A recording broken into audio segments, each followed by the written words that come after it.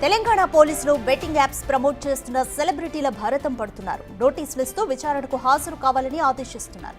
ఇప్పటికే 11 మంది సెలబ్రిటీలు, ఇన్ఫ్లుయెన్సర్లపై కేసులు నమోదయ్యాయి.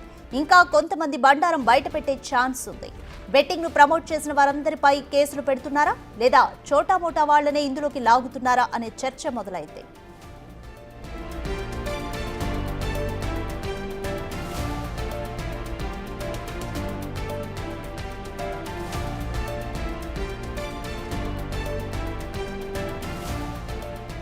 గతంలో చూసుకుంటే పెద్ద సెలబ్రిటీలు కూడా ఈ బెట్టింగ్ యాప్స్ ను ప్రమోట్ చేశారు. అందులో జెట్విన్ అనే గేమింగ్ యాప్ ను నటి నిధి అగర్వాల్ ప్రమోట్ చేసింది. రమ్మీ గేమింగ్ యాడ్స్ ను నటుడు ప్రకాష్ రాజ్, హీరో రాణా, నటి మంచు లక్ష్మి ప్రమోట్ చేసిన వీడియోలు ఇప్పుడు సోషల్ మీడియాలో చక్కర్లు కొడుతున్నాయి. వారిపై చర్యలు తీసుకోవాలని బెట్టింగ్ యాప్స్ కు వ్యతిరేకంగా ఉద్యమం స్టార్ట్ చేసిన టీజీఎస్ ఆర్టీసీ ఎండీ సజ్జనార్ కు నెటిజన్లు రిక్వెస్ట్లు చేస్తున్నారు. దీనిపై పోలీసులు ఎలా రియాక్ట్ అవుతారు? బెట్టింగ్ యాప్స్ ప్రమోట్ చేసిన వారందరికీ నోటీసులు ఇస్తారా లేదా అనేది చూడాలి.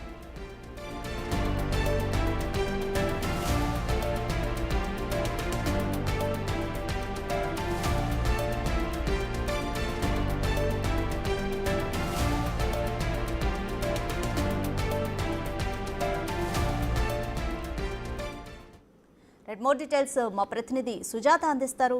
సుజాత, బెట్టింగ్ యాప్స్ ప్రమోషన్ చేసిన సెలబ్రిటీలకు నోటీసులు ఇస్తూ విచారణకు హాజరు కావాలని ఆదేశిస్తున్నారు. అయితే ఇప్పటికే సోషల్ మీడియా ఇన్ఫ్లుయెన్సర్లకు కొంతమందికి నోటీసులు ఇచ్చారు. మరి పెద్ద సెలబ్రిటీల సంగతి ఏంటి అంటూ నెటిజన్లు ప్రశ్నిస్తున్నారు. దీనిపై పోలీసులు ఏ విధంగా రియాక్ట్ అవుతారనుకోవచ్చు?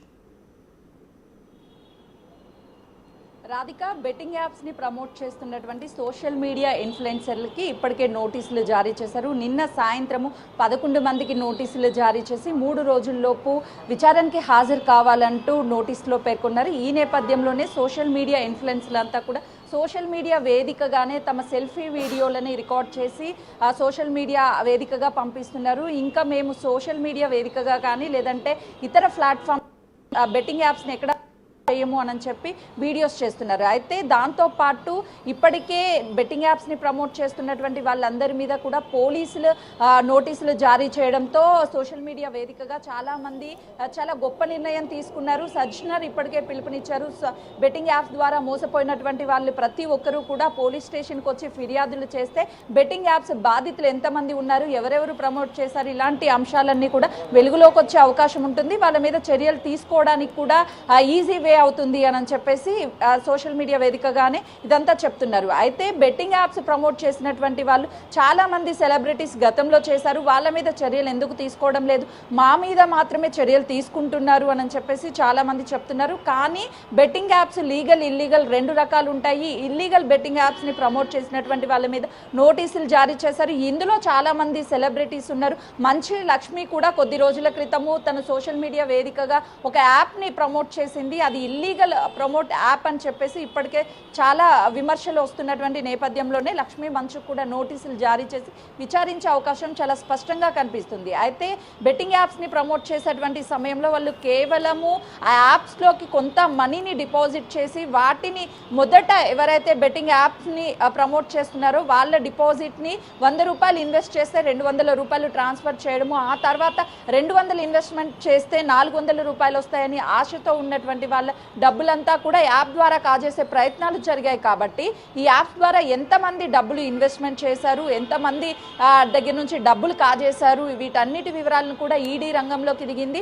పంజాగుట్ట పోలీస్ స్టేషన్లో నమోదైనటువంటి కేసు ప్రకారము వాళ్ళ వివరాలన్నిటినీ సేకరించడంతో లింక్స్ ఏవైతే ఉన్నాయో ఆ లింక్స్ అన్నిటినీ కూడా ప్రమోట్ చేసినటువంటి లింక్స్ని స్వాధీనం చేసుకున్నారు.